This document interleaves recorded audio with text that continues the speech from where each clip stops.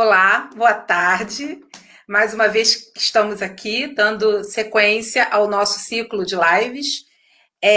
Queria agradecer mais uma vez, como sempre, a presença de todos.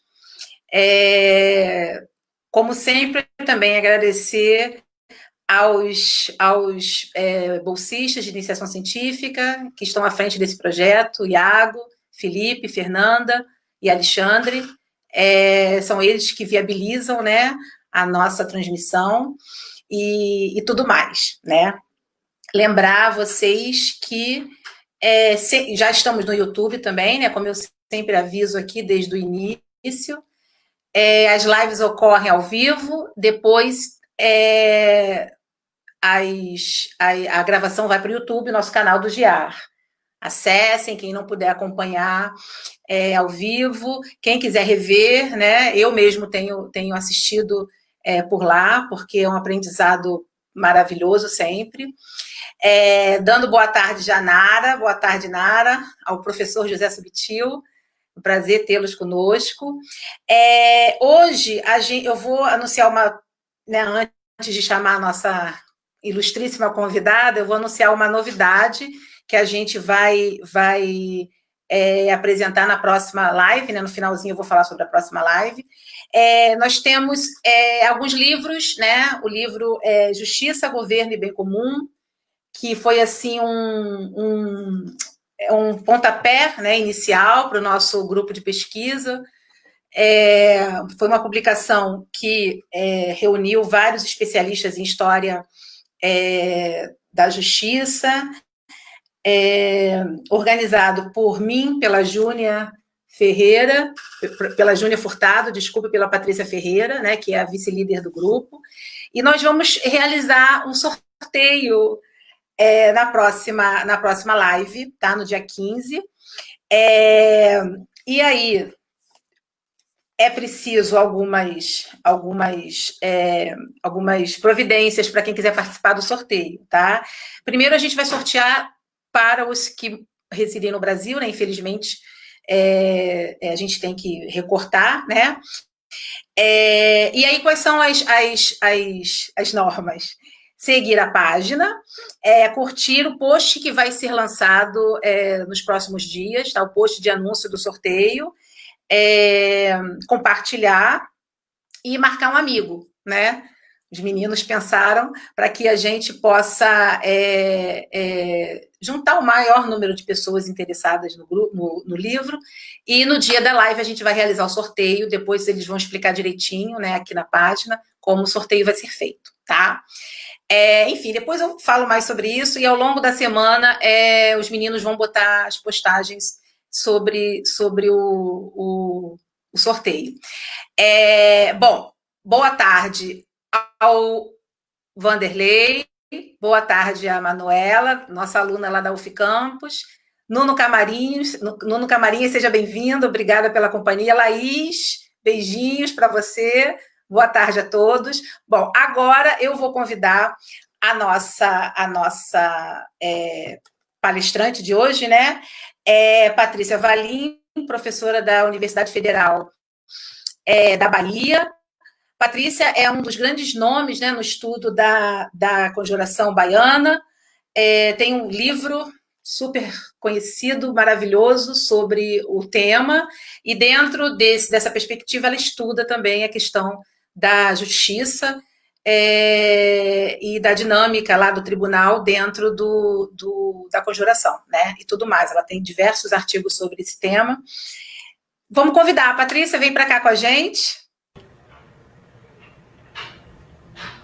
Boa tarde. Olá, boa tarde, Cláudia. Boa tarde a todas e todos e todes. Boa tarde aos colegas, né? Essa audiência tão ilustre, né?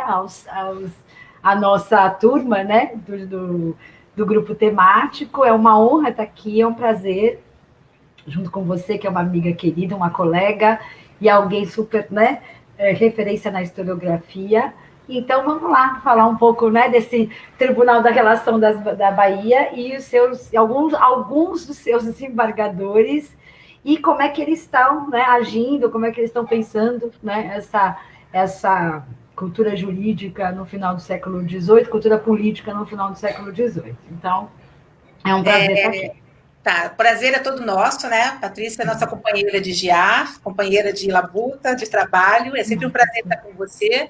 Então, agora eu passo a palavra, fica à vontade. A dinâmica, né? É assim, a Patrícia vai falar e depois a gente abre para perguntas, comentários, questões, né? Para a gente fazer um bate-papo legal aqui. Boa tarde, para Adriana Romero. Um abraço para o Gabriel Câmara, que é nosso aluno lá da UF.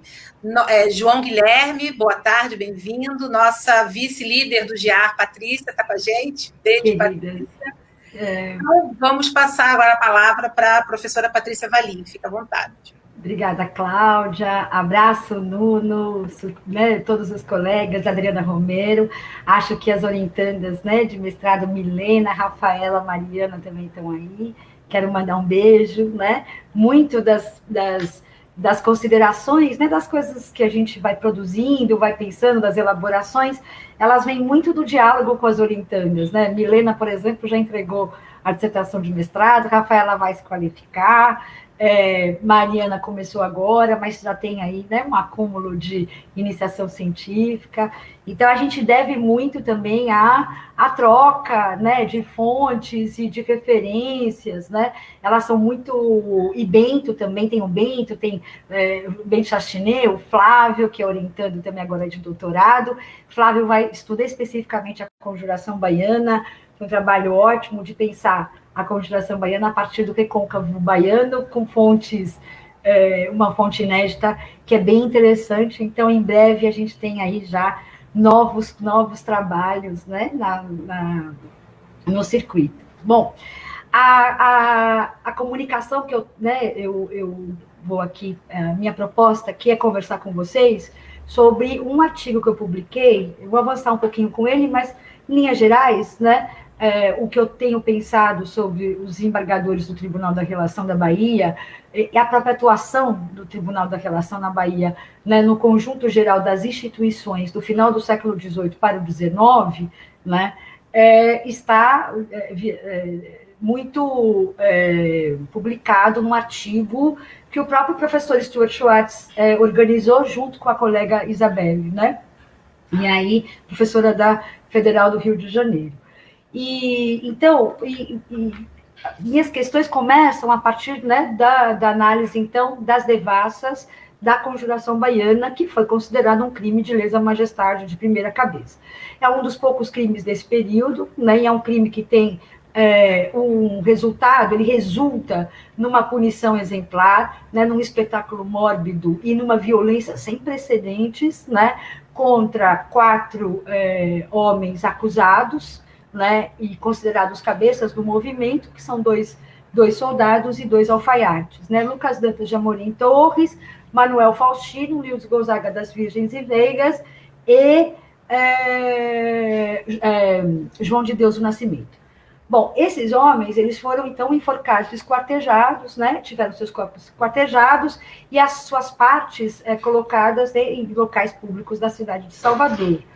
E sempre me interessou o fato, né, sempre questionei o fato de que esse crime, pensar, então, a lesa majestade de primeira cabeça, mesmo depois das reformas pombalinas, né, como é que isso se estabelecia, né, qual era a relação que né, desse Tribunal da Relação da Bahia, sobretudo num crime político, tá certo? Qual era o papel da coroa portuguesa e da magistratura na condução de um crime dessa magnitude? A gente está falando de um crime, né, que ele é deflagrado a partir do momento em que, então, a gente tem a colocação de boletins manuscritos que os próprios desembargadores qualificaram de pasquins sediciosos, né, dado o conteúdo que eles consideram subversivo, né, sedicioso, e, entre outras coisas, além de alinhamento diplomático com a França e Castela, no momento em que eles estão se alinhando diplomaticamente, né, no momento em que eles lutam para se manter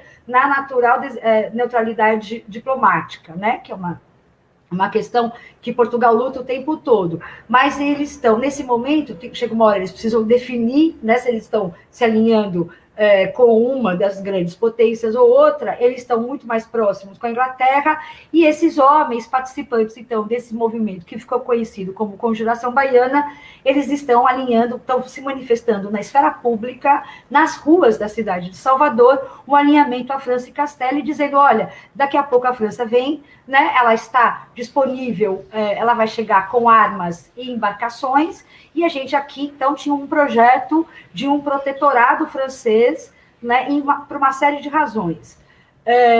Isso é uma coisa que eles estão anunciando nos boletins manuscritos. A outra coisa que eles estão anunciando, né, eles qualificam a regência de Dom João VI, eles chamam de indigno coroado, que é algo absolutamente inédito, né? No momento em que você tem uma série de revoltas e motins e rebeliões, né, aquilo que a Adriana chama muito massa no livro dela, né? Resistir ao rei para melhor servi-lo, não necessariamente, aliás, né, quase nunca, né? Se pensa, um ou outro está pensando em uma ruptura com Portugal, mas nesse momento a crítica ela é muito mais virulenta e ela passa, né? Então, a própria, os fundamentos desse Estado, tá certo, passam a ser motivo de críticas. Antes não, né? Você criticava governador, você criticava seus correspondentes, né, os funcionários restos, mas você dava viva ao rei. Aqui não, você está chamando o rei de digno coroado, isso não é pouca coisa. Porque tem uma questão com a regência, né? Essa regência tem uma dificuldade de ser reconhecida pelas grandes potências, então, França e Inglaterra, ela não, por acaso, ela é reconhecida no final da Conjuração Baiana, isso é uma questão. Né?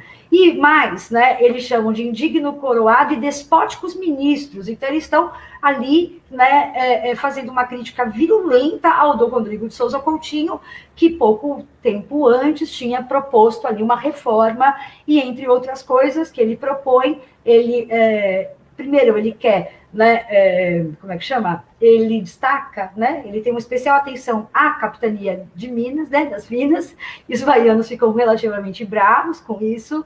Ele quer acabar com o morgado, então você tem um grande morgado na mão de um secretário de Estado da Bahia, né, que naquele momento tinha comprado o cargo 2 vezes, a vitaliciedade e hereditariedade do cargo, e aí ele muda o nome, passa, né, de secretário de Estado e Guerra da Bahia, passa a ser secretário de Estado e Guerra do Brasil, que é o José Pires de Carvalho Albuquerque, que por casamento, herda só o morgado do Garcia Dávila, o maior morgado da Casa da Torre, né, o maior morgado que o Brasil já teve. Então, quando o Rodrigo de Souza Coutinho, ele propõe, né, o fim da instituição dos morgados, ele está atacando diretamente os interesses, né, das terras anexadas, 219, né, terras anexadas dessa família, que dura até hoje, né, a família está aí, inclusive no Ministério Público, né, um no Paraná e outro no Rio de Janeiro, é interessante essa família. E eles, inclusive, chegaram com o Tomé de Souza, né, olha que caso engraçado, né? E aí, então, eles ficam muito bravos, né? Ele também pensa numa tributação justa, então quem paga mais, quem ganha menos, paga menos, né? E ele pensa, então, na disposição dos cargos, né? Quem tem mais dinheiro, então, quem puder arrematar, né? No edital público por um valor maior, então acaba ficando com o cargo. Então, isso, obviamente, está mexendo em direitos, né? E em privilégios seculares e um grupo que o Luiz dos Santos Vilhena chama de Corporação dos Enteados, e eu uso, inclusive, título, né, parte do título do meu livro, se revolta e se articula, então, com os demais setores dessa capitania, e, então, é a minha tese do doutorado sobre a Conjuração Baiana, de que ela não é só um movimento que envolve, protagonizado pelos setores médios e baixos da capitania, que você tem um grupo de muito poder, né, via de regra, composto por 8 pessoas, 7 homens e uma mulher, Ana Maria de São José e Aragão. Não é pouca coisa. E sua, ora aparece Dona Ana Maria, que é a esposa do José Pires, ora aparece a sua tia, que é a Dona Maria Catarina. Maria Catarina, agora, desculpa, eu esqueci o nome, né? Eu vou fazer 49 anos sábado. A memória já está... É muito nome. Gente, né, essas redes, a gente que trabalha com rede, é louco, né? A gente precisa, enfim, né, exercitar a memória o tempo todo. Mas, enfim, eu vou lembrar, daqui a pouco alguém escreve, uma das minhas orientandas, que certamente daqui a pouco estou escrevendo, mas enfim. Ela é muito poderosa, inclusive. Todos são muito poderosos, muito ricos, muito poderosos. Mas quando eu digo que eles são poderosos, né, eu estou me referindo especificamente, isso passa, obviamente, pelas relações com os desembargadores que eu vou aqui citar, passa por relações, né, muito próximas na casa da suplicação, passa por uma dimensão, né, a relação que esse grupo tem, ela recoloca a Conjuração Baiana numa outra perspectiva, numa perspectiva imperial de fato, né? Porque eu vou mostrando no livro como é que, primeiro que o Tribunal da Relação, nesse momento, ele tem uma incidência, a jurisdição dele é grande, né? Então, você tem o Golfo da Guiné, ele tem uma inserção muito grande. Depois, o governador da capitania da Bahia, Fernando José de Portugal e Castro, governa a capitania de 1788 a 1801, né? 1800 e 1800 ele recebe a nomeação para ocupar o vice-reinado, e ele ocupa o vice-reinado a partir de 1801, com muita resistência, ele não queria sair da capitania da Bahia. Ele recebe umas 3 ordens de despejo, quase. Você precisa sair, você precisa sair, você precisa sair. Enfim, demora uns 2, 3 meses para ir para o Rio de Janeiro, não queria, mas ele vai, né? E leva uma turma com ele, sobretudo uma turma ligada à justiça, e uma turma, um deles, o juiz de fora, Joaquim de Amorim Castro, que vai ocupar, então, um assento no Tribunal da Relação do Rio de Janeiro, né? Que, do meu ponto de vista, é quando, de fato, começa a funcionar né, na sua... bem, assim, quando ele começa a se fortalecer no vice-reinado do Dom Fernando José de Portugal e Castro, mas isso a gente pode discutir depois. O que eu quero mostrar, então, meu argumento aqui, né, ele não é novo, né, ele é muito delineado no argumento, né, ele trilha, então, o caminho aberto pelo professor Stuart Schwartz, no seu já, né, clássico Burocracia e Sociedade, no qual ele trabalha com a Conjuração Baiana, com o Tribunal da Relação da Bahia, e só que ele para em 1751, né? E aí a tese dele, né, ele tem uma tese que foi, esse livro pela primeira vez foi publicado nos anos 70, e ele fala sobre o abrasileiramento da burocracia, né?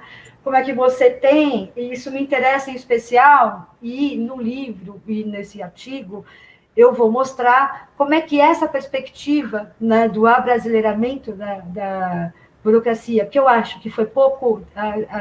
A historiografia deu pouca importância, né, para essa tese, que já está lá colocada nos anos 70, ela é retomada em outra chave depois, né?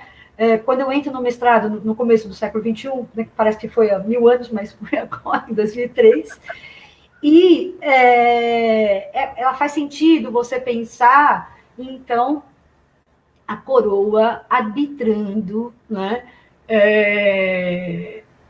a conflitualidade em alguma instituição, tudo na Tribunal da Relação da Justiça. A questão do professor Stuart Schwartz, né, é mostrar que, portanto, você tem uma instituição, né, que é muito parecida com o Tribunal da Relação do Porto de Goa, né, e quando a Casa de Suplicação também faz, às vezes, o Tribunal da Relação em Lisboa, tá certo? Mas que aqui, então, né, nos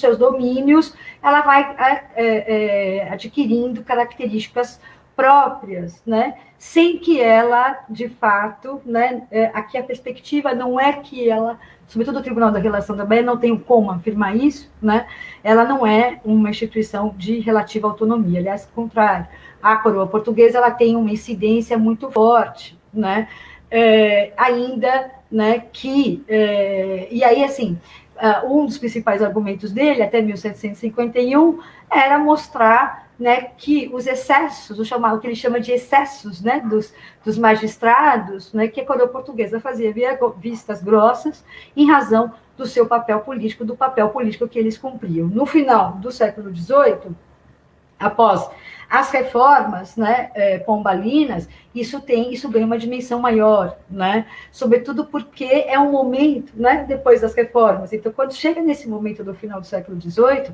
você tem um mundo, né, no território do Brasil mobilizando justiça. Todo mundo está mobilizando a justiça. Você tem muita mobilização da justiça, né? Com questões, às vezes questões mínimas viram, né, um caso, um conflito de bate-boca entre pessoas que, enfim, ocupam cargos secundários, quando você vai ver, vai virar um crime de lesa majestade.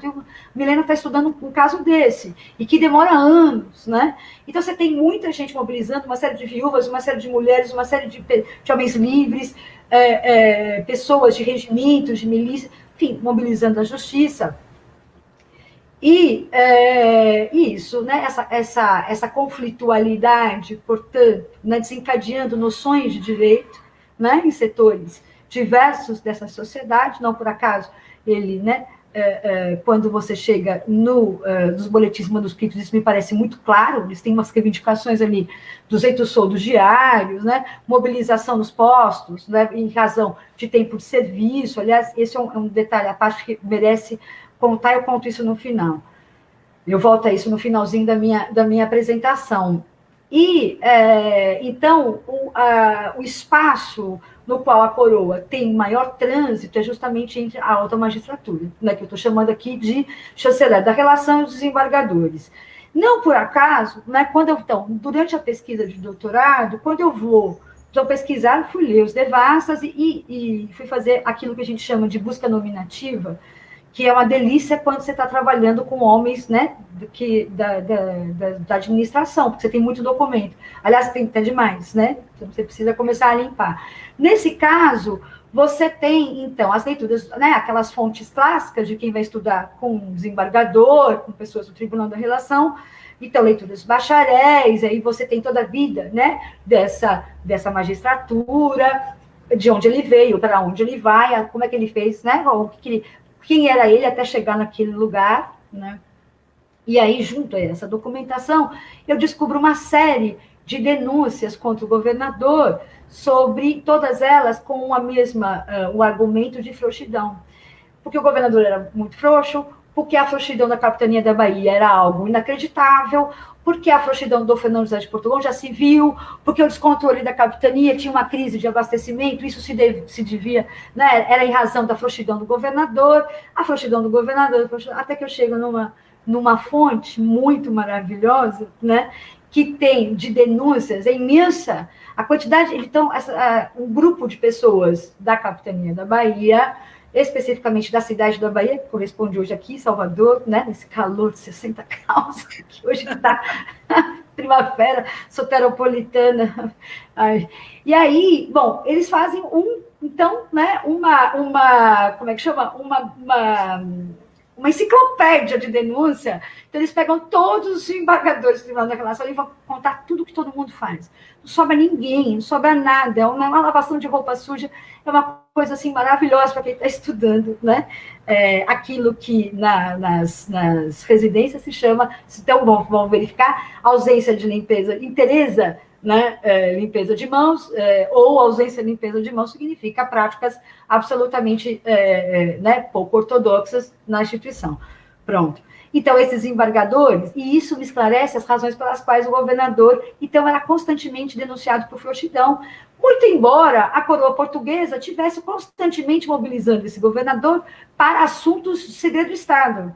É um governador, por exemplo, ele vai fazer o comentário do regimento do Roque da Costa Barreto de 1000, que é um regimento que serve como regimento, né, do vice-reinado, até 1801, por exemplo. Né? É um governador, inclusive, também, que quando ele começa a fazer o comentário desse regimento, né, e seus comentários, então, viram o regimento do vice-reinado de 1801, ele também é mobilizado a comentar o que era praticável ou não praticável, primeiro nesse regimento, no Brasil, depois no Império Português, em segredo de Estado, ao tempo em que o próprio Dom Rodrigo de Souza Coutinho também está elaborando as tais das reformas, né, para dinamizar as finanças da capitania. Detalhe, o Dom Fernando é mobilizado para comentar procedimentos políticos. Então, como é que se cuidava, né, da vida em sociedade e da vida do império. Só isso. Então, ele era alguém que a coroa, né, tem uma expressão que é ótima, que ele agradava ao real ânimo constantemente. Então, está na documentação isso, né, o real ânimo agradece. Bom, e aí essa documentação chega, né, às mãos do Rodrigo de Souza Coutinho, e aí primeiro que se esclarece a tal da frouxidão do governador e que agrada o real ânimo. A questão é que o real ânimo adora a frouxidão do governador. Então, ele está falando o quê? Ele está falando que o governador, como presidente do Tribunal da Relação da Bahia, desde que ele assume, então, né, desde que ele chega na capitania da Bahia, junto com outros governadores, Bernardo de Lorena e o governador, eu esqueci, é o Anal que trabalha com ele, eu esqueci o nome dele agora, Martinho, enfim, não vou lembrar daqui a pouco, ele não frequenta as sessões do Tribunal da Relação, e ele teria que frequentar, ele deixa as sessões correr, e isso tem um significado, para além o significado simbólico é imenso disso. Né? Ele está anunciando o seguinte, ele é o presidente da relação, ele era obrigado a frequentar as sessões da relação, do Tribunal da Relação, e ele deixa correr, então ele anuncia ali que ele não vai interferir, tá certo? Ele anuncia uma predisposição, né, de uma relação muito cordial com o chanceler da relação. O chanceler da relação, nesse momento, é Firmino de Magalhães. Firmino de Magalhães, ele só não é denunciado por assassinar a própria mãe, porque de resto ele está denunciado em tudo. A coroa recebe diversas denúncias sobre ele, prática de contrabando, prática de comércio ilícito, uma série de denúncias. E Firmino de Magalhães, então, ele é responsável pela condução de vários conflitos que acontecem no final do século XVIII, e aí o recorte que eu fiz, e estou aqui fazendo nessa comunicação, é um recorte relativamente pequeno, porém, o mundo está desabando nesse período, né? 1796 a 1781, que não por acaso é a proposta que eu tenho de análise da Conjuração Baiana, né? E esses conflitos envolvendo todas as pessoas envolvidas na chamada Corporação dos Enteados, que são o grupo de homens muito poderosos, mais essa senhora, né? Muito ricos, muito poderosos, e com influências, né, em vários lugares do Império Português, eles estão envolvidos em vários conflitos. Esses, dos tantos conflitos, eu vou contar um só, para não passar dos meus 30 minutos, né, que é uma tendência forte de acontecer, mas, enfim, e aí, o governador, obviamente, o fato dele não frequentar o Tribunal da Relação não significa que ele não era consultado, né, sobre os rumos da condução desses conflitos envolvendo agentes da administração e agentes com muito dinheiro. Pessoas, né, que faziam empréstimos para a coroa portuguesa com relativa frequência, empréstimos de 40 contos de réis, 80 contos não é pouca coisa, estou falando de dinheiro grande, né? Eram pessoas, estou falando do secretário de Estado, estou falando do juiz de órfãos, estou falando do ajudante de ordens do governo, todos eles senhores de engenho, todos eles envolvidos no tráfico de escravos, e alguns deles, inclusive, né, envolvido nas ilhas de São Tomé e Príncipe, onde eu vou contar o conflito, né, no qual é o Tribunal da Relação da Bahia, sob jurisdição do Tribunal da Relação. Esses desembargadores, então, eles não poderiam casar, eles não poderiam ter terras, e eles tinham relações, eles tinham terras, enfim, eles têm uma série, né, de questões, e a coroa portuguesa sabia de tudo isso, recebia, como eu disse, constantemente, né, denúncias, algumas assinadas, outras não, dizendo, né, da ausência de limpeza de mãos, né, desses homens, desse grupo. Muito em razão das grosserias, eles eram tidos como pessoas muito arrogantes e muito brutas, muito deselegantes. O termo deselegante não aparece na documentação, Eles eram muito brutos e muito de mau gênio, né? Eles recebiam, então, presentes que podia, e era proibido, né? Tanto é que a coroa portuguesa, nesse período, ela solta um alvará com força de lei proibindo que a alta magistratura e os magistrados recebessem presentes das partes envolvidas, né, do litígio, e eles continuam recebendo galinha, recebendo reis, recebendo sede, recebendo, enfim, né? Eles continuam tendo engenho, eles continuam privatizando o acesso à água, eles estão envolvidos em várias coisas. Eles são denunciados por prática de sodomia, 2 deles, né? E o chanceler, obviamente, um dos desembargadores, o Costa Pinto, seu pai, tinha uma influência imensa na Casa da Suplicação, então eles são, relativamente isso vai, né, sendo deixado de lado. De vez em quando, por exemplo, Joaquim de Amorim Castro, ele é retirado, ele entra, né, numa licença compulsória, mas depois ele volta e ele é promovido ao Tribunal da Relação do Rio de Janeiro. Bom, o fato é, então, que chegamos, né, ao conflito nas ilhas de São Tomé e Príncipe.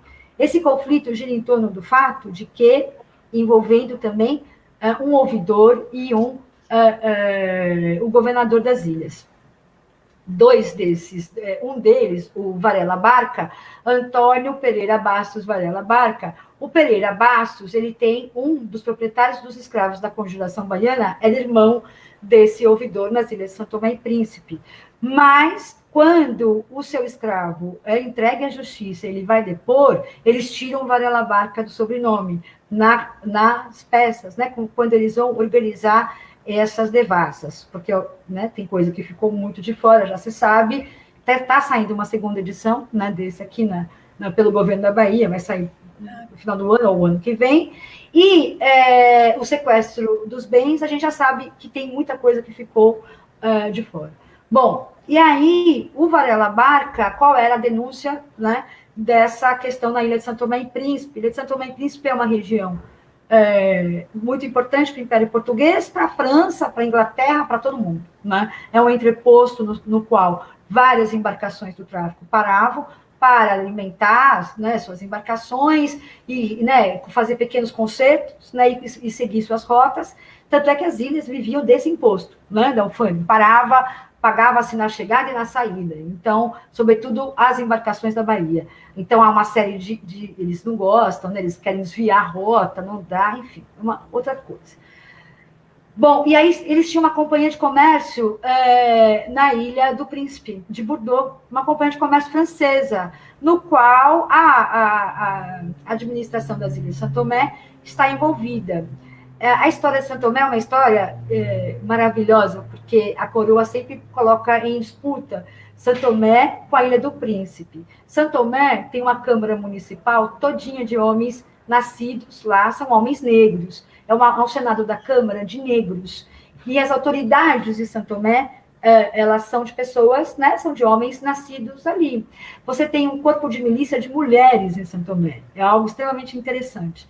Só que ela deixa de ser, né, uma capitania donatorial em 1753, ela volta para as mãos, né, para o espólio da coroa portuguesa, e a partir do final do século XVIII, você tem uma série de confusões, a coroa transfere a sede de São Tomé para a Ilha do Príncipe. E aí você tem toda, né, uma burocracia de portugueses controlando em disputa, então há uma disputa entre essas duas ilhas. Tanto é que morrem, eles matam muitos governadores, muitos bispos, enfim, a Ilha de São Tomé é um problema, a Ilha de São Tomé é um problema para a coroa. Bom, e aí tem uma companhia de comércio, né, francesa, a Companhia de Comércio de Bordeaux, no qual a coroa sabia da existência dessa companhia de comércio na Ilha do Príncipe, e, como se sabe, os desembargadores do Tribunal da Relação, eles tinham suas cargas, não eram fiscalizadas, eles podiam, enfim, né, suas cargas, elas transitavam sem fiscalização. Bom, eles estavam envolvidos em comércio ilícito, havia uma série de denúncias, e então o Dom Rodrigo de Souza Coutinho pressiona a coroa, o conselho, pressiona todo mundo, pressionando muito o governador da Bahia, ele então pede, né, ele solicita que dos desembargadores, o Avelar de Barbedo, então vá resolver esse conflito, vai prender, né, vai abrir uma devassa para verificar esse conflito. Ele se recusa, ele não vai, não vou. Né? E aí há um problema nisso, porque o Dom Fernando José de Portugal, então, pede para o Costa Pinto ir no lugar, então, né, do Avelar de Barbedo. Ele também não vai, ele se recusa. É um problema imenso, porque você não tem na história, né, desembargadores se recusando não no Tribunal da Relação, se recusando a uma missão na Ilha do Príncipe, embora ir para a Ilha do Príncipe fosse um castigo, né? Eles não queriam ir para a Ilha do Príncipe, ninguém queria ir para a Ilha de São Tomé e Príncipe, nem no final do século XVIII, nem antes. O fato é que o desembargador, então, José Joaquim Borges da Silva, né, prende as autoridades, descobre, de fato, constata-se, né, comprova-se o comércio ilícito envolvendo pessoas do Tribunal da Relação da Bahia, esses nomes não aparecem, né? E não por acaso, os dois que recusaram a missão da Ilha de São Tomé e Príncipe são os desembargadores responsáveis pela devassa da Conjuração Baiana. E isso ocorre ao mesmo tempo. Só que a confusão da Ilha de São Tomé e Príncipe ocorre antes, ela é deflagrada antes.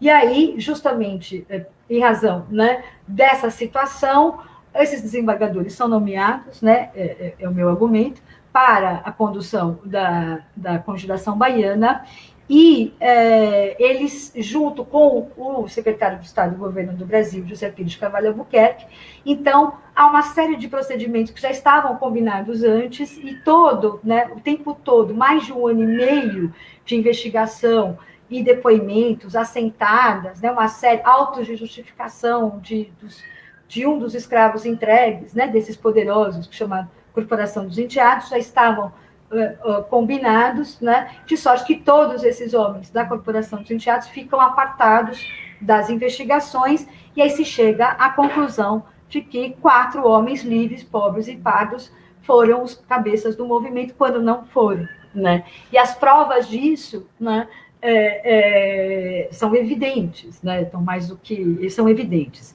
E aí, as questões todas, né? E aí, bom, como é que a gente pensa isso, né? Primeiro que a coroa portuguesa, então, né, os desembargadores que recusaram a participação na Ilha de São Tomé e Príncipe, né, e resolver esse conflito, né, que se resolve de maneira absolutamente surpreendente, né? Os governadores o governador é preso, o ouvidor é preso, mas ele fica prisão antigo regime, né? Ele fica pouco tempo e depois ele aparece na Bahia, eles aparecem na Bahia, tá certo? Ao tempo em que, enquanto as investigações da Conjuração Baiana estavam acontecendo, né, controladas, né, pelos desembargadores, então, Avelar de Barbedo e Costa Pinto, o governador da Bahia precisava ter autorizado, né, o carregamento de petrechos de guerra para Angola, que depois ia mandar para São Tomé e Príncipe, sobretudo para Ilha do Príncipe. Esse carregamento atrasou na Bahia, porque funcionário, né, também um funcionário régio, ele atrasou no despacho, no recolhimento, né, de taxa, e quando chegou em Angola também atrasou. Bom, quando chegou na Ilha de São Tomé e Príncipe, a França já tinha invadido a Ilha de São Tomé e Príncipe, com 3 embarcações, 500 homens, um monte de arma, e nenhum soldado, nem para fingir que estava ali né, lutando para evitar essa invasão. O argumento, a gente sabe hoje, né, ampliando essas fontes, de que havia, nesse momento, 8 projetos de invasão de Salvador. Isso está no livro da professora Janine Potelet, e a professora Kátia Matos, quem me indicou, né, essa bibliografia, essa documentação da Marinha Francesa, e eles não tinham interesse, né, eles estavam com questões ali em relação, né, a libertação dos escravos, dos homens escravizados ou não. Bom, e numa negociação, o governador da Bahia, então, consegue fazer aquilo que a coroa portuguesa já vinha fazendo, já tinha feito com a ilha de Fernando Pó e Ano Bom, que é a concessão de regiões periféricas do Império.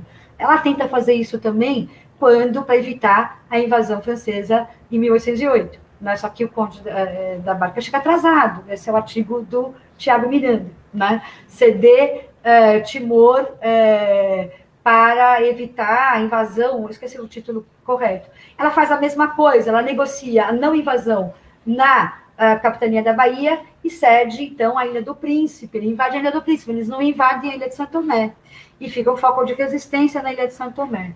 Essa invasão, portanto, ela né, toda essa negociação é articulada dentro do Tribunal da Relação da Bahia, via governador, Dom Fernando José de Portugal e Castro, e os 2 desembargadores. Portanto, eles acabam tendo um papel fundamental para a coroa portuguesa, né, no final do século XVIII, primeiro, né, abrir um canal de negociação com homens extremamente poderosos, né, e que estavam muito bravos em relação à antecipação do dízimo para um grupo de negociantes portugueses, eles queriam de volta para eles, na Bahia, e eles conseguem isso, eles dão muito dinheiro, ela deve muito dinheiro para esse grupo, a coroa portuguesa, e aí eles jogam duro, né, tanto é que fizeram, né, a possibilidade de uma revolta.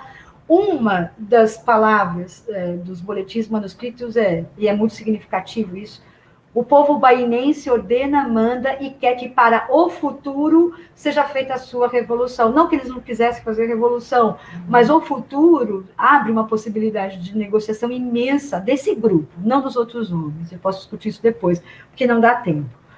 E eles foram mortos. Né? Eles, de fato, queriam coisas, direitos, e lutando, né, para um outro mundo. O fato é, abre-se, então, um horizonte, né, de expectativa, de negociação, compromisso, né, relações a coroa estabelece um monte de compromisso com esses homens, né, eles retomam o lugar que eles tinham sido tirados da Câmara, eles eram vereadores também. Eles, então, controlam o dízimo continuam controlando, voltam a controlar o dízimo da capitania, seus cabedais, eles aumentam significativamente, há uma questão de frete, taxação de frete, que também é rapidamente resolvida em 1799, eles articulam, então, um apoio, né, de outras de pessoas das grandes potências para o reconhecimento da regência de Dom João VI, tudo isso em 1799, tudo isso uma semana depois que esses homens são enforcados, esquartejados em praça pública. Para terminar, eu acho que eu já passei, não sei se eu passei muito ou não, mas é só para marcar uma posição, né, de que, veja, de fato, né, do vigor da tese do Schwartz ainda para esse período, né, eu acho que a gente merece dar um crédito, né, e atenção nessa transição de um pluralismo jurídico para uma modernidade jurídica. Eu não vou ter tempo de falar agora, mas posso falar nas perguntas. O argumento do advogado de defesa desses homens é um negócio espantoso, maravilhoso. Né? Há projetos, não um só projeto na Conjuração Baiana, né?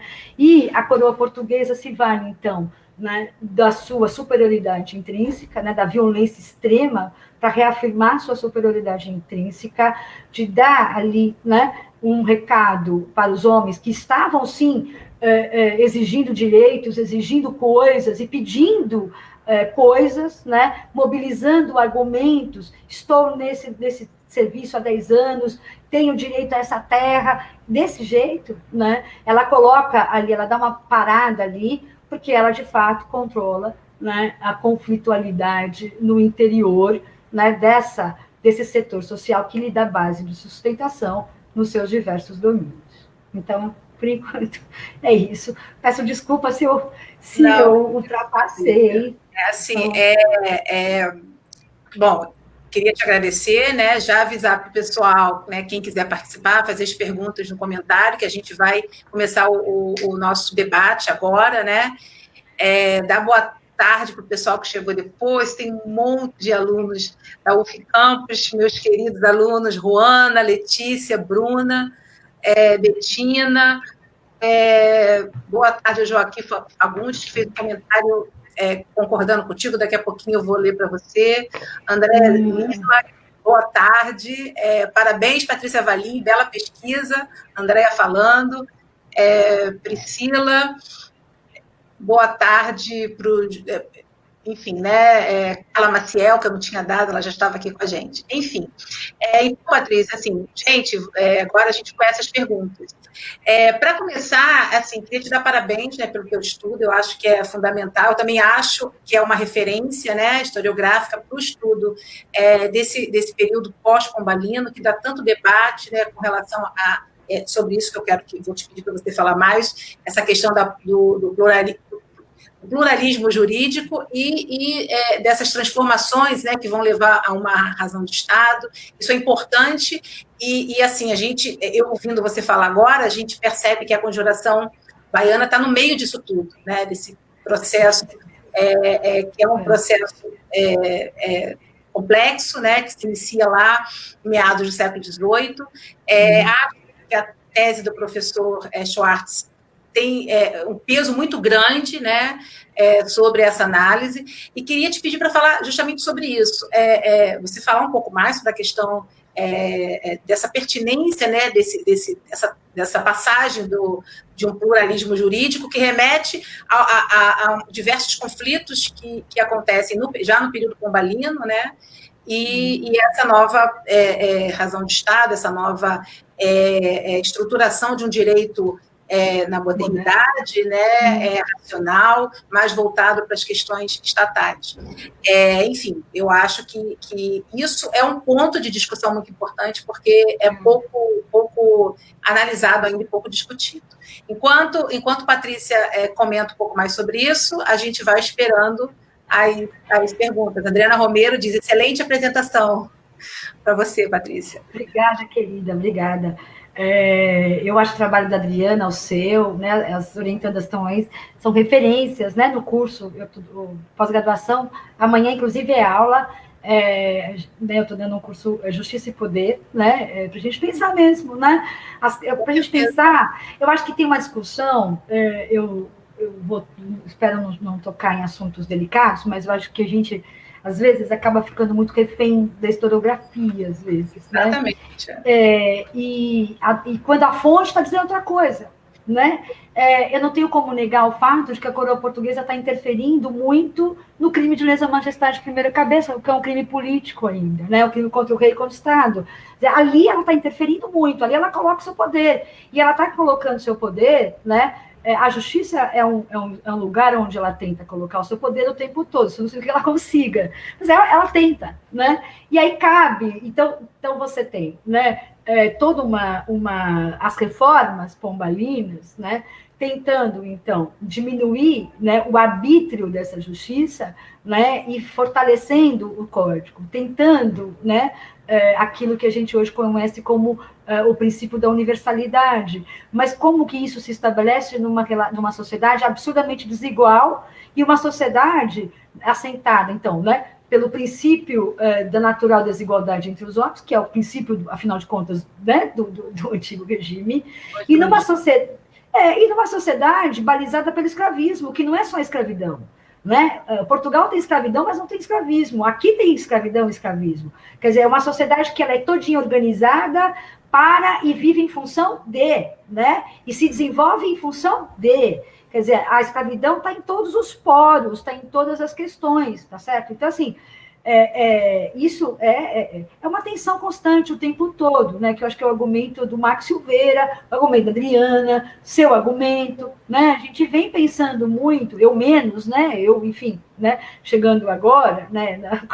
Com esse, né? A partir da congelação baiana, mas as orientandas muito mais, né? Como então você tem. E outra, uma coisa é a justiça em Salvador, né? Que é a cidade da Bahia, outra coisa é a justiça do caminho para Jacobina, que vira vila, e aí sim, você tem 500 assassinatos, mais de 500 assassinatos, e lá, quem é que faz, quem é que resolve a justiça, né? Eu acho que, então, e tem uma questão que, se você me permite, Cláudia, que me incomoda, eu falo isso sempre com os orientandos, que é o seguinte, há uma historiografia que está sempre olhando para trás, né? Tudo é o passado, está muito mais dialogando com a Idade Média, né, com os pressupostos da Idade Média, medievais, do que para frente. Quando esses homens estão olhando para frente, entendeu? Eles estão querendo outro mundo, eles estão se valendo de petições, eles estão se valendo da prova do direito comum, como o estudo da pesquisa Milena, eles estão se valendo daquilo que é equivalente ao habeas corpus, né, que é a carta de seguro, eles estão se valendo de várias coisas para se rebelar, para se revoltar, para ter uma vida melhor, uma sociedade absolutamente explorada, lenta, que é a sociedade colonial. A gente está falando de né? E que se não fosse... vocês estão me ouvindo ou não? Sensação Sim, que caiu. Às vezes... Pronto. E que se... pronto, dá uma... Pronto. E que se fosse uma maravilha, se fosse tão autônomo e tão maravilhoso, não tinha feito a independência, fez a independência, por que cargas d'água, então? Né? Se era tão legal. Não é um conflito, uma violência imensa, desde sempre. Chegaram aqui já explorando, matando índio, fizeram, enfim, né? Com todo respeito, quer dizer, mas É isso que a gente está falando, quer dizer, essas pessoas estão lutando, estão mobilizando os próprios dispositivos de poder, tá certo? Como dispositivo de resistência. Eu acho que isso que é fantástico, né? E aqui eu quis mostrar o papel político desses desembargadores ainda no final de 18, que é o único lugar que a coroa portuguesa ainda mandava. Porque quando você vai ver esses homens, eu vou contar rapidamente um caso, posso contar? Muito rapidamente, que é o do Luiz Gonzaga das Virgens e Veigas, que foi morto, enforcado, esquartejado, mas tempos antes ele tinha encaminhado uma petição, né, solicitando promoção no regimento de milícia dele. Pronto, foi recusado. E para se chegar aos autores, o autor ou os autores do boletim manuscrito, né, eles pegaram essa petição, já logo o secretário de Estado, tem uma petição, sim, tal, não sei o que, e compararam a letra, chegaram a ele, olha isso. Passa um tempo, e ele, enfim, eles são presos em condições insalubres, um dos escravos como é que chama, envenenado, e aí foi declarado que foi suicídio, né, se suicidou e tal, mas um mês antes, né, da punição final, do enforcamento, né, e do esquartejamento dos corpos, o governador do Fernando José de Portugal recebe uma correspondente que eu ganhei de presente, me mandaram esses banqueiros, né, que compram o documento roubado de arquivo, né? Quem compra documento é isso, né? Rouba de arquivo, eles compram, ficam fazendo leilão de documento, ele me mandou de presente, nem sei quem é segredo. Andrade me entregou. E aí é um regimento que foi feito em 1799, eu tenho a foto dele, posso depois mostrar, para o Nordeste, com 1.600 homens, e de pública clareza. O que é pública clareza? Olha, é um negócio espantoso. A coroa portuguesa decide, então, criar um regimento de 1.600 homens, cujo pagamento era exatamente o que os homens da Conjuração Baiana tinham pedido. E pública clareza significa que a promoção dos postos não seria mais balizada por critérios de sangue, critérios, né, de nobreza, mas seria feita a partir da constituição de uma banca pública com os 3 maiores cargos. Isso em 1799. Isso é fantástico. Esses homens não estão olhando para trás, estão olhando para frente, entendeu? Estão olhando para o futuro. Já estão discutindo direito, eles estão reivindicando quase que cidadania. Vou cometer um anacronismo aqui de militante. Agora eles estão querendo... É isso, né?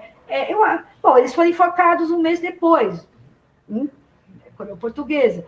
Mas esse regimento foi montado. Não estou falando que valeu a pena, né? Tudo bem, que pareceu agora que é isso, mas não é isso. Mas o regimento foi criado. E eles te recebiam exatamente a quantia. E há toda uma... Então, assim, depois de 3 anos em tal posto, você recebe tanto, que aí vai acumulando. Aí eles tinham treinamento. Eu estou com todos o regimento do regimento. Chama regimento... como é que chama? Eu desconfio que não é, porque na fonte não está. Lá estava regimento de 1.600 homens, na documentação. Naquilo que os amanuenses escrevem, né, que é outra, devia fazer uma história dos resumos do documento, que é maravilhoso. Tá, regimento para combater a conjuração baiana. Não tem nada a ver, mas tudo bem. Acho que é a coisa que eu recebi de presente. Mas, de um banqueiro, que compra documento roubado. Mas, enfim, o fato esse regimento existe com salário. A gente está falando disso, está falando de uma banca pública, e o termo que eles usam é em pública clareza. Estou escrevendo um artigo sobre isso. Vai sair, eu vou mandar em breve. Ótimo. Eu acho que merece. Assim, eu super concordo com o que você falou, e também acrescento que, além dessas transformações que têm que ser consideradas, a gente está no final do 18 já, na época que você escreve, o contexto regional também é muito importante. Né? A gente não tem o Brasil, a gente não tem a América Portuguesa, a gente tem diversas regiões que procuram se autorregular, né?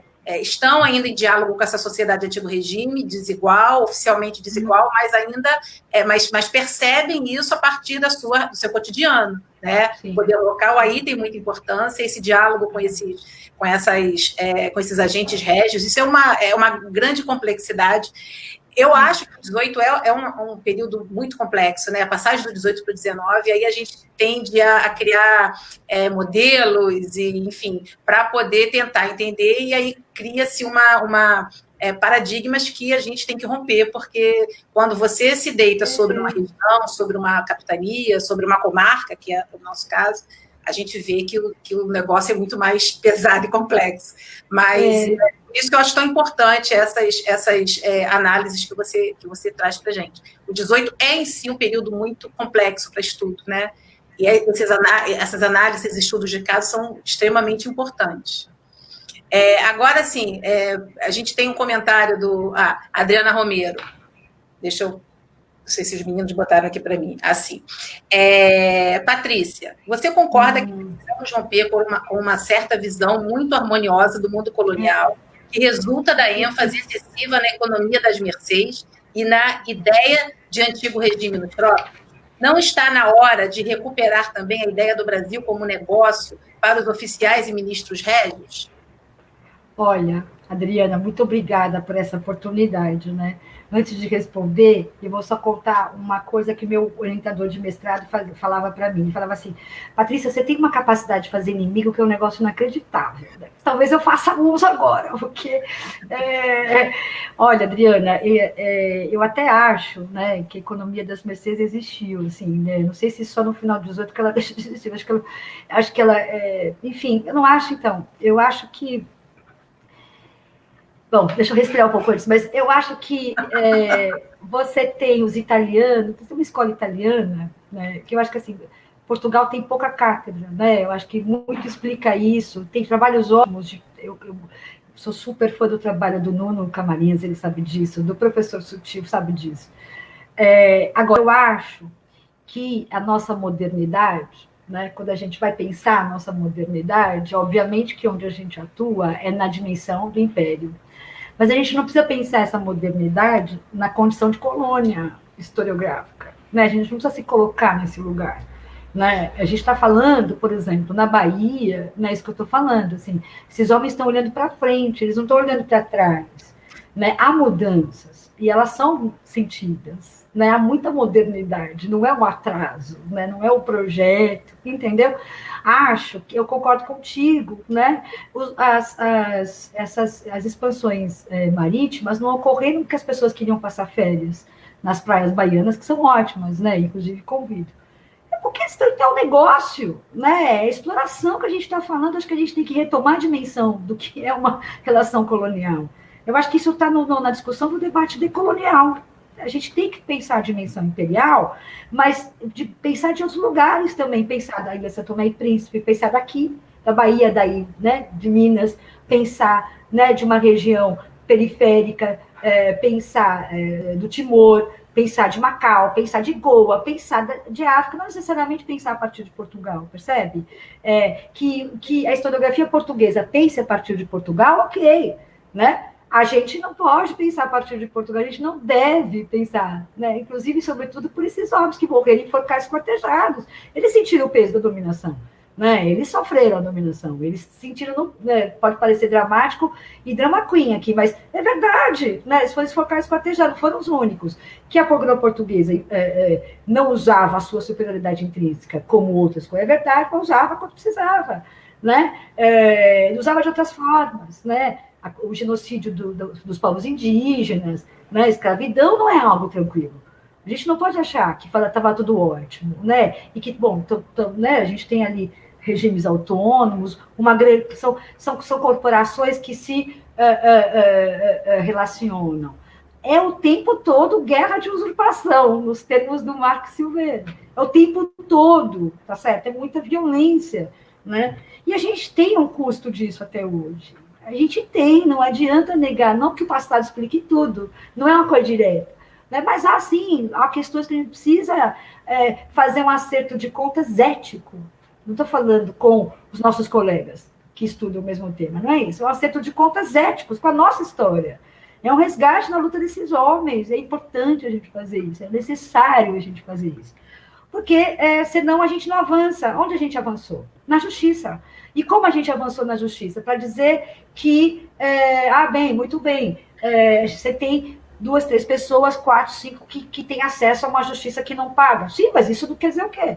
Né? De milhões, assim, não sei. Acho que está na hora da gente retomar uma dimensão de conflito, né? De pensar mesmo e não se engessar pela historiografia. Não é que negar a historiografia, obviamente, né?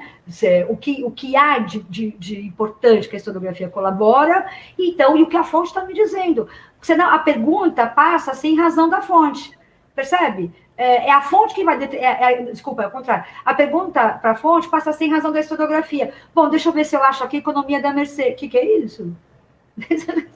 Né? Não pode, não pode. Então, acho que a gente tem que calma, né? Eu falo para as minhas orientandas, não para vocês. Né? Falo, olha, vamos ver, né? Tanto é que vamos ler a fonte primeiro, depois vamos ver ali, né? Depois vamos voltar à fonte, vamos ver várias historiografias. Então você tem diálogo, por exemplo, a escola de juristas, né? Na Itália, o Paolo Grossi, uma série de juristas. Na França, você tem nesse período, veja, a França a Milena estava falando, inclusive está fazendo um projeto de doutorado. Você tem o Código do Suspeito sendo pensado.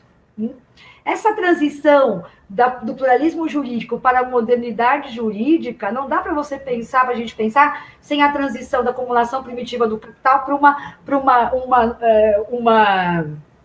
um capitalismo numa condição de fornecedor de matéria-prima ainda. A gente sabe, de estrutura de dependência. Eles estão, quando você tem acesso ampliado à justiça, à mobilização de petições, de requerimentos, então o poder está elaborando quem são os suspeitos dos crimes. Ele está começando a pensar nisso, né? Justamente para enquadrar, como é que chama? Segurar a atenção de que essa mobilização da justiça, ela não se amplie na esfera política, e ela se amplia, como se ampliou, tá certo? Quando você faz reforma para evitar a revolução que estava ocorrendo em França, você não consegue barrar a reforma, você não consegue barrar a politização dessa gente toda.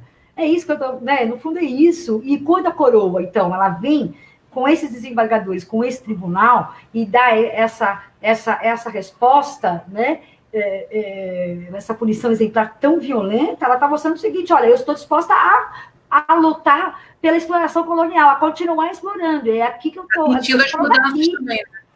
Exatamente. Também, E barrar. E o que esses homens estão fazendo? Então, é uma tensão o tempo todo. Não é sem conflito. É isso. Né? Exatamente. Então, eu acho, Adriana, muito obrigada pela. Né? Assim, a gente tem 2 perguntas antes, mas só para concluir, sobre a pergunta da Adriana, o Nuno diz assim: o problema da ideia do Brasil como negócio para o Nuno Camarinhas. O problema da ideia do Brasil como negócio para os oficiais e ministros régios é se ela coloca para segundo plano o Brasil como negócio para as elites que se vão estabelecendo localmente, que vão permanecer nas lideranças locais, vão preservar o escravismo muito para além do fim da condição de colônia. Aí a Adriana comentou, replicou, sem dúvida, ministros régios associados às elites locais nos negócios ilícitos, como contrabando. Olha, posso só falar uma coisa? Não há relação de dominação de um país do tamanho de Portugal para esse país, né? Hoje, um país, na época, o território do Brasil, como vinha na documentação, se você não tem os seus correspondentes locais, né? E aí, o que a coroa portuguesa faz? Pô, esses correspondentes ganham muito, tá certo? Eles ganham muito. E aí, é aquilo, né? A vitaliciedade, a hereditariedade. Então, não basta você formar um setor dominante. Você precisa formar um setor dominante rico, com poder e sabendo exercer o seu poder. Tá certo? É isso. Né? Não é por acaso que os outros setores, quando assumem certos poderes, não sabem exercê-lo. Tem toda uma... Ai, meu Deus, né? O setor dominante sabe exercer, porque está exercendo o poder desde 1548, quando instituiu o regimento, não é? O governo geral. É isso. Tá. Não tem mais razão. O Joaquim Fagundes pergunta: professora Valim, no seu estudo chegou a constatar a relação de camaristas locais com o Tribunal da Relação da Bahia? Chegou a ver na documentação conflitos? Bastante, bastante. Só que, então, os camaristas locais da Bahia, eles estão articulados, esse grupo que eu falei, né, o Corporação dos Enteados, eles eram camaristas, eles deixam de ser, porque aí entra um grupo afinado com o do Rodrigo de Souza Coutinho e com José Venâncio, que era da alfândega, né, deputado da Junta da Real Fazenda também, José Venâncio de Seixas. E aí há muito conflito. Há muito conflito, inclusive conflito de jurisdição. Mas, via de regra, eles acabam entrando, são as mesmas pessoas. A gente está falando dos poderosos locais, né? Na Bahia, a Bahia, eu acabo dizendo para os alunos de Bahia 1, na Bahia, aquilo que você vê, acontece assim no Maranhão, que o colega, né, mostra, acontece assim em Minas, na Bahia acontece tudo junto, ao mesmo tempo, é um negócio inacreditável. É o primeiro tribunal da relação, é sede do arcebispado, é sede do vice-reinado durante boa parte do período, né, de exploração colonial, mas a quantidade de conflito, quando chega no final da segunda metade do 18, enfim, que conversão. Mas há muito conflito, sim, né? E a relação é muito conflituosa o tempo todo, tá certo? Mas, assim, é bom que se diga que, por exemplo, durante as investigações da Conjuração Baiana, há conflitos, tem vários outros conflitos acontecendo, envolvendo eles, estão em todos. Há uma disputa de herança do morgado da Casa da Torre. Então, as testemunhas contra os Pires de Carvalho Albuquerque são os que estavam na Câmara Municipal. Uma vez resolvido, porque a Casa de Suplicação resolve beneficiando esse grupo, né? E, sobretudo porque os Pires de Carvalho Albuquerque tinha um correspondente na Casa de Suplicação, os que foram contra esse grupo ficam a favor deles depois da Conjuração Baiana ter sido resolvida, por exemplo. Entendeu? De fato, você tem um grupo muito fechado. Você tem dissidências, mas elas não são dissidências estruturais. Aquela história, né, dos bandos locais, quando eles estão disputando, em Salvador você não tem. Isso não existe. Isso eu posso te dizer. Você tem confusões, você tem brigas, mas elas vão, né? Ora estão aqui, ora estão ali, se juntam, porque os interesses são muito grandes, eles estão envolvidos em vários, e, sobretudo, o que os une, né, é bom que se diga, é o tráfico de escravos. Né? Todos eles têm embarcações. Não tem um deles que não tem, até o menos rico, porque não tem o pobre, mas é o menos rico, não tem embarcação, está envolvido com tráfico, né? Está envolvido na produção, tem engenho, todos eles têm. Né? O menos rico tem um engenho, imagina um engenho. Né? José Pires de Carvalho Albuquerque, junto com o Inácio Bulcão, eles vão financiar o cerco do Pirajá. Não por acaso, um desses homens da Conjuração Baiana vai ser o primeiro presidente da província em 1823 e 24. E as lutas pela independência política, é o meu argumento no pós-doutorado, elas não se encerram no 2 de julho. O 2 de julho se encerra para o setor dominante. Quando você chega em 23 e 24, se encerra para os setores médios e baixos. Os escravos que foram armados e não obtiveram suas alforrias, por exemplo, eles continuam lutando, eles não saem das ruas. E aí é aquilo que o professor Luiz Henrique Dias Tavares chama de a revolta dos periquitos, que é pouquíssimo conhecido, estudada, é maravilhosa. E eles matam o governador das armas. E aí vem uma violência, porque eles são jogados, os líderes são jogados dentro das embarcações e deixados no alto mar, definhando. Isso é muito violento. Porque eles queriam, o Rio, né, queria que eles fossem, que na Bahia, os que lutaram pela independência fossem combater a revolta de Genipapo e a Confederação do Equador. Eles se recusaram. Olha que massa. Eu acho, quer dizer, sofreram horrores, né?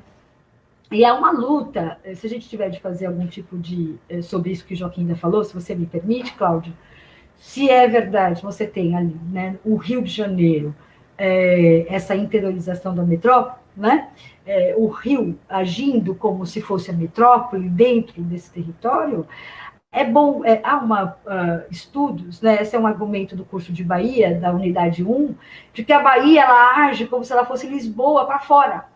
E é isso, você tem uma capitalidade, ela, por exemplo, ela interfere nos negócios da Ilha de São Tomé e Príncipe, ela interfere nos negócios da coroa, em Lisboa, ela interfere em Angola, ela interfere em Goa, o livro do Amaral Lapa, o saudoso Amaral Lapa, que é um clássico, né, a carreira das Índias, e como é que a Câmara Municipal, como é que esses homens estão se colocando na documentação, eles dizem, nós somos a cabeça do império, mas não é uma vez que eles estão dizendo, você tem um monte de documento mostrando essa fala dele, se colocando para fora, percebe?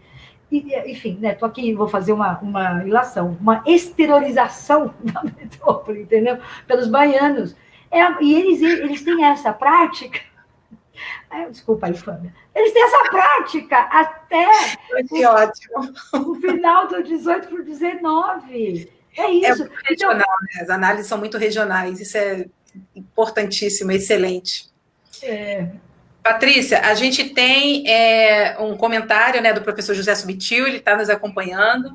Ele botou: gostei muito da interpretação da Patrícia Valim sobre a impotência da coroa para impor o modelo da justiça no reino.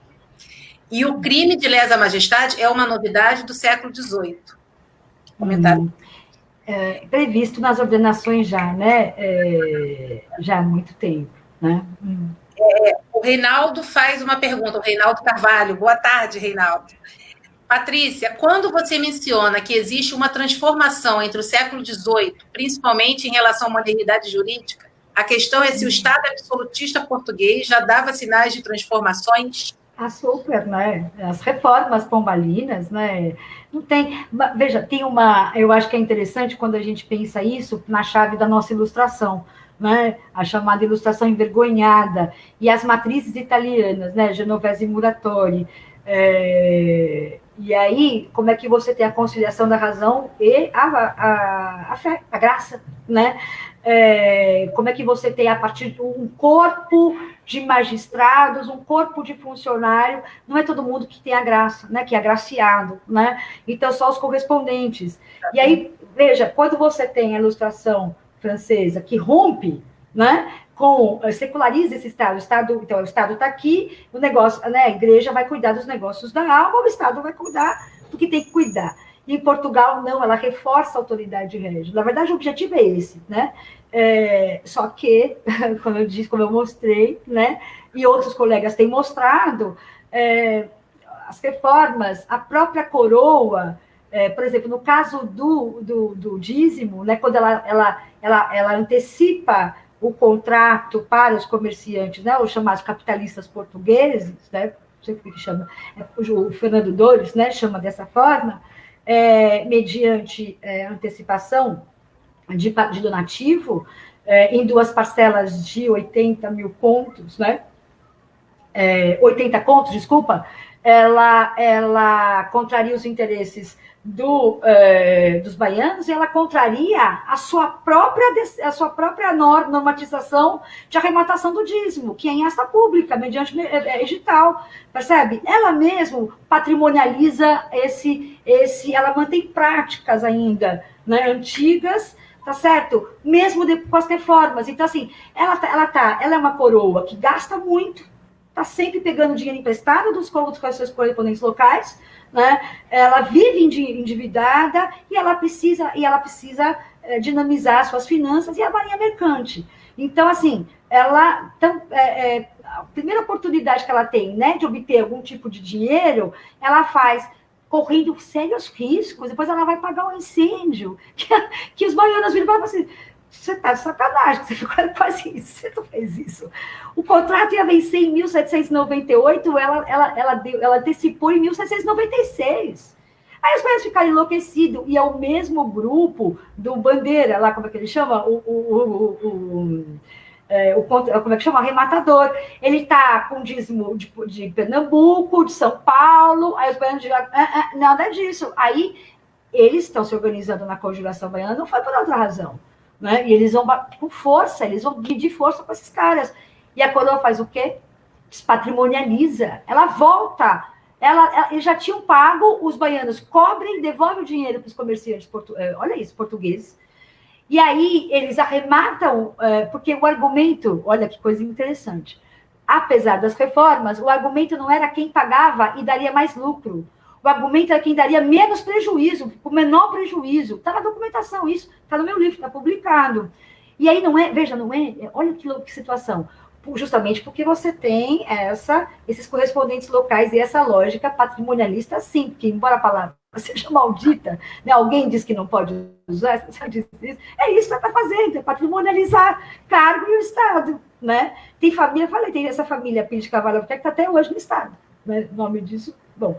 Fato aí ela devolve o dinheiro, e aí os comerciantes desse grupo arrematam, ligados a esse grupo, tá certo o dízimo. O que ela faz com os comerciantes em Portugal? Ela dá o monopólio de uma fábrica de azeite.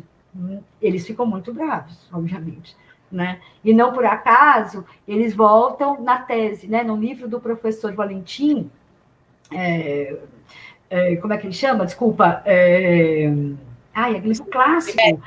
Isso, os sentidos do império, eles estão também discutindo, né? Eles reaparecem como pessoas absolutamente importantes, no sentido de se evitar a ruptura, então, entre, né, os laços políticos e econômicos entre Portugal e a sua principal colônia, que é o Brasil. Assim, a gente tem mais duas perguntas, eu vou fazer um comentário rapidíssimo, né, sobre o que tu falou. Cada vez mais a gente vai percebendo que esse período, né, do século XIX é um período de conflito, um período conflituoso, de resistência, né, que ainda se vale muito dessas tradições de antigo regime. Eu acho que é mais ou menos isso, quando a gente pensa nessa sociedade de antigo regime europeu, alargado, né? É o modo de viver, é o modo de se comportar, é uma sociedade juridicamente desigual, mas que está em conflito, né? Principalmente no século XVIII. E aí o exemplo que você dá da questão da prova do direito comum, ela é muito significativa para isso, né? A gente vê no final do XVIII, início do XIX, eu também tenho documentos sobre isso, né? Estou até tentando escrever alguma coisa. Como que depois da Lei da Boa Razão, depois do período pombalino, ainda regionalmente a gente encontra para Campos dos Goitacazes, que é a Paraíba do Sul, a gente encontra para Minas, e você falando sobre Salvador. Milena me chamou a atenção para isso. Isso, minha, né? Eu chamo de minha carinhosamente, né? A Milena chamou atenção para isso. É muito importante isso. Você encontra muita, mas é muita prova do direito comum. Exatamente. Milena encontrou bastante e ela tentou, inclusive, fazer o rastro dessas. Em parte, ela consegue. Eu acho que você vai gostar do trabalho, que está muito legal. Eu tenho percebido. Bem legal. A gente acha, assim, olhando, eu e os meninos da iniciação científica, a gente acha muito olhando esses documentos, até mesmo para Campos, né, que é uma região muito pouco estudada, a gente vê pedidos de prova de direito comum já no início do XIX. Então, isso quer dizer, é um período mesmo de conflito, de resistência e de busca por olhar para frente, como você diz, mas essas tradições ainda permeiam ali a sociedade, né? Isso é muito interessante. A gente tem mais duas perguntas. A gente ainda tem tempo para a pergunta do Nuno Camarinhas. Na documentação da Conjuração Baiana, encontramos alguma referência à Revolução Haitiana? Seria uma referente contemporâneo que poderia informar a reação das autoridades? Nuno, querido, parceiro de rock and roll, né? Adoro, ele tem uma cultura... Adoro, Nuno. Espero que ele não se importe com esse comentário, né? Pronto. A pergunta é ótima, porque, de fato, você tem duas questões da historiografia sobre a Conjuração Baiana muito forte. Primeiro, a influência das ideias francesas, né? E depois, o medo da revolta escrava nos moldes da chamada Revolução Haitiana. Em 1792, você tem uma documentação do Martinho de Melo Castro, dizendo explicitamente para todos os governadores. Então, assim, ele envia para o governo, o vice-rei, que ele chama vice-rei do Rio de Janeiro. Quando era aqui na Bahia, ele chamava de vice-rei do Brasil. Quando era no Rio de Janeiro, de vice-rei do Rio de Janeiro. Os colegas cariocas ficam sempre muito... acho engraçado isso. Mas, de qualquer forma, ele manda para o vice-rei, né, para alertar, né, sobre o risco de uma revolta como a revolta dos negros em São Domingos. E ele pede que esse documento, então, seja encaminhado para todas as regiões do Brasil, do território do Brasil, obviamente.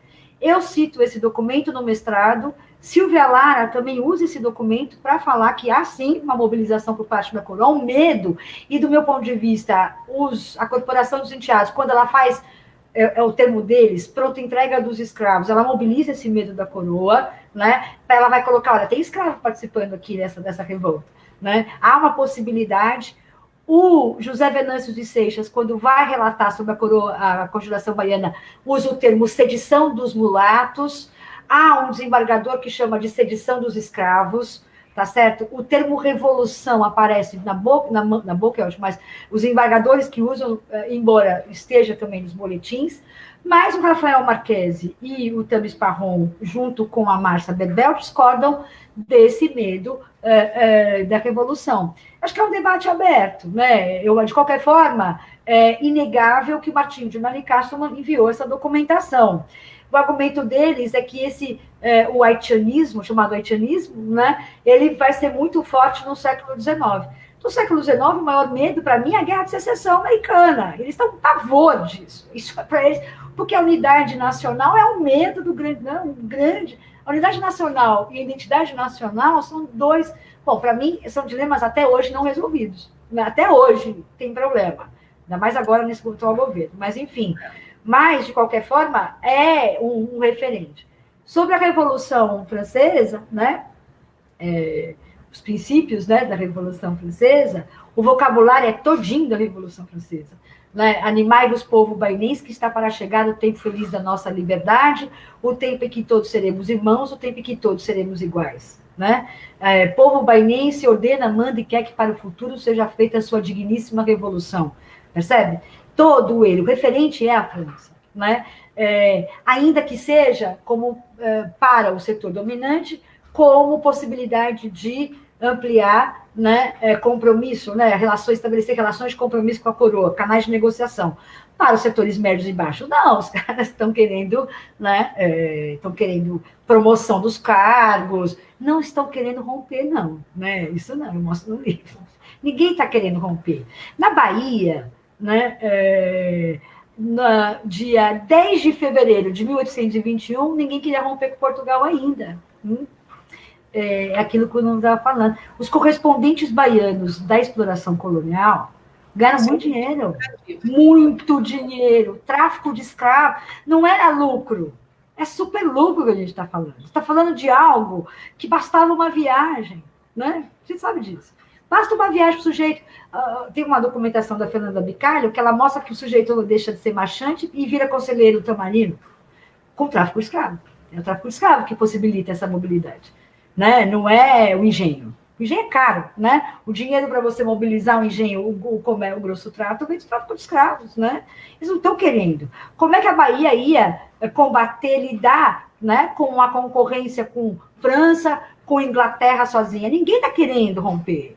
Tem uma questão imperial aí que precisa ser pensada nessa dimensão da independência mesmo, né? Que acho que é a tese que, para mim, é muito importante, do Luiz Felipe de Alencastro, quando ele, né, o primeiro capítulo lá da História da Vida Privada, ele vai mostrar que o que garante, no primeiro momento, a nossa unidade nacional, né, à custa de milhares de vidas nas lutas que foram deflagradas no 7 de setembro, e que só vão acabar no final de 1824, é o tráfico de escravos, né? 2 mil pessoas morrem na Guerra de Jenipapo, aqui na Bahia quase 1.000 pessoas. Quando você vai para o Grão-Pará, outras tantas, né? Lutando pela ruptura. Mas o setor dominante vai negociando isso até a hora que eles se contentam quando o Estado que nasce assume, transforma a escravidão, que era algo privado, como algo de Estado. Daí a segunda escravidão, ela passa a ser uma questão de Estado. O Estado, ele vai bancar, não, por acaso, banca o contrabando depois de 1831. O Estado brasileiro, depois de 1831, é o Estado contrabandista. Né? O nome é esse ou não? Não podia traficar mais escravo, estava proibido. É lei para inglês ver. Sim, então é contrabando. É o Estado contrabandista. É isso, né? Patrícia, vamos agora, infelizmente, para a última pergunta, porque a gente está chegando ao final. A pergunta do Vanderlei. Querido. O Vanderlei está sempre presente aqui com a gente. O que os revolucionários de 1798 tinham uma ideia sobre a administração da justiça na República Baiense? bainense. Eles tinham sobre... Deixa eu ver a pergunta de novo, Vanderlei. O que os revolucionários... sobre... Os revolucionários de 1798 tinham uma ideia sobre a administração da justiça na República Bainense. Olha, eles falam sobre a justiça no sentido de... Eu vou aqui pensar como governo também, né? Como administração... numa projeto de república, eles chamam de se eu corrigir, eles chamam de bainense. Então, o governador da capitania seria o presidente dessa república bainense. Eles nacionalizariam a igreja e o Tribunal da Relação da Bahia. Olha que coisa engraçada. A igreja seria nacional, eles compariam com Roma e nacional. Tem, inclusive, eu ainda não fiz isso, deveria ter feito. Há uma documentação dentro da Devassa, toda em latim. Que ela tem umas 30 e poucas páginas, né? Ninguém da historiografia fez, é um mistério ainda. Tá lá, tá aqui. É preciso traduzir isso. Mas eu falar que eu não fiz, eu estou mentindo, né? Eu dei aquele Google latim, né? Que a gente vai jogando e tal. Tem uma discussão do martinismo, de nacionalização da igreja, isso merece uma live à parte. O fato que eles têm um projeto de, quando eu digo nacionalizar, baianencizar, né? Eles não pensam o Brasil, eles pensam a Bahia e nem outras regiões. Então por isso que eles usam o termo bainense. E aí eles só dizem assim, olha, os religiosos que forem contra esse projeto serão mortos, né? Como eles pensam, olha isso, como eles pensam a ocupação dos cargos, mediante a comprovação de mérito. A Maria Beatriz Niza da Silva tem um artigo sobre isso, naquela coletânea do bicentenário, né, da Conjuração Baiana, e ela mostra isso. Há uma tensão, né, com o mérito, o liberalismo ali colocado, né, a capacidade dos indivíduos, mas também há uma coletividade russoniana ali colocada, há um espírito ali de coletividade entre eles também, inegavelmente. Então, não é só... talvez o uso de mérito seja para a tese da professora Kátia Matoso, né? Por que os escravos não aparecem, não constam na relação dos partícipes da Conjuração Baiana que eles colocam num prédio da cidade? Né? Porque é como propaganda para adesão ao movimento. Se eles colocassem os escravos, né, eles estariam anunciando rupturas estruturais. Ninguém estava querendo romper com a escravidão. O fato de ter escravos não significa que o projeto deles seja o fim da escravidão, mas significava naquele momento que aquele grupo especial lutava por sua liberdade, o que não deixa de ser menos digno, percebe? Isso. Então, o fato também de ter usado o mérito, provavelmente é uma estratégia muito sofisticada de adesão ao movimento deles, né? Mas isso eu estou aqui no campo da especulação, porque, de fato, não tenho como saber. Gente, assim, infelizmente, olha o nome respondendo aí, ó. Amigo do rock and roll. Eu adoro. A gente gosta de uma banda muito, os Thunder Kings adora. Eu queria agradecer imensamente, Patrícia, pela tua contribuição acadêmica, pela tua simpatia, pela tua leveza, né? Em épocas como que a gente está passando, principalmente no meio acadêmico, a gente precisa muito disso. Enfim, receptividade, altruísmo, isso é muito legal. Torna a vida mais leve, principalmente a vida acadêmica. Pode falar. Eu quero, imagina, Cláudia, você é uma amiga querida, a gente está muito contente no grupo pela sua participação, é muito querida. Eu acho que, enfim, a gente tem muito trabalho ainda, né, para fazer, como, né, aquilo que a Adriana coloca, como objeto mesmo, é uma militância, acho que a gente precisa voltar ao tempo das militâncias historiográficas, né, eu gosto disso, eu confesso que eu gosto muito, isso me anima muito, né, eu gosto muito desse tema, eu gosto muito de estudar conflito, né, crime, acho que talvez pela minha própria natureza, né? Aquilo que meu orientador lá do mestrado disse, talvez faça algum sentido. E gosto muito de pensar essas relações de poder. Eu acho que a gente está precisando repensar muita coisa, Muito né, no importante. nosso. Acho Principalmente importante. criar as capilaridades aí para os nossos alunos, nossos orientandos, isso é Isso, importantíssimo. E agradeço as perguntas dos colegas. Muito bom. Ótimo. Obrigada. Também quero agradecer a participação de todos, colegas, professores, alunos, convidados. Agradecer a Patrícia milhares de vezes. Lembrar você, na semana que vem, nós não temos live, mas nós temos uma conferência do Cidades Imperiais, tá? Que é um projeto que eu e a Sarita Mota e o Rodrigo Domingues coordenamos. Então, a gente inseriu a conferência no nosso calendário e nós receberemos o professor Nuno Camarinhas. A gente vai passar todas as informações aqui na página do GIAR, mais a conferência vai ser transmitida pela página do Cidades Imperiais. A gente vai botar o link direitinho. Estão todos convidadíssimos, tá? A nossa próxima live do GIAR é no dia 15 de outubro, quando receberemos o professor Marcos Bretas, que querido. Um grande nome muito da criminalidade. Nessa nova reestruturação, essa nossa reestruturação do GIAR, né, a Patrícia faz parte, o Nuno também, o professor José Sutil, a gente está largando o escopo dos estudos sobre justiça, criminalidade, né, a gente está levando também para o século XIX, que ainda dialoga muito com essa transição toda do século XVIII.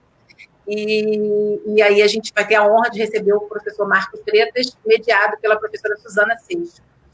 E aí, mais uma vez, lembrando que a super conferência da Patrícia Valim vai estar disponível no YouTube, na nossa página do GIAR no YouTube. Acessem, curtam, compartilhem e ative o sininho, né? Que tem que ativar o sininho, por favor, nos acompanhe. Repetindo, na próxima live do GIAR, vamos ter o sorteio, né, da nossa coletânea, que deu início ao nosso grupo de estudo, tá? Tem 6 anos, eu acho, que ela foi editada, organizada por mim, pela Júnia Furtado e pela Patrícia Ferreira. Durante a semana, os meninos vão botar na nossa página direitinho as instruções para concorrer, para participar do sorteio, tá? Acompanhem. E é isso, gente. Agradeço mais uma vez, Patrícia. Agradeço a todos. Muito obrigada pelos comentários. Depois, Patrícia, volta e lê com calma os comentários, tem muitas felicitações. Enfim, né? Muito obrigada. Um beijo a todos e até semana que vem no Cidades Imperiais. Tchau, gente. Tchau, obrigada.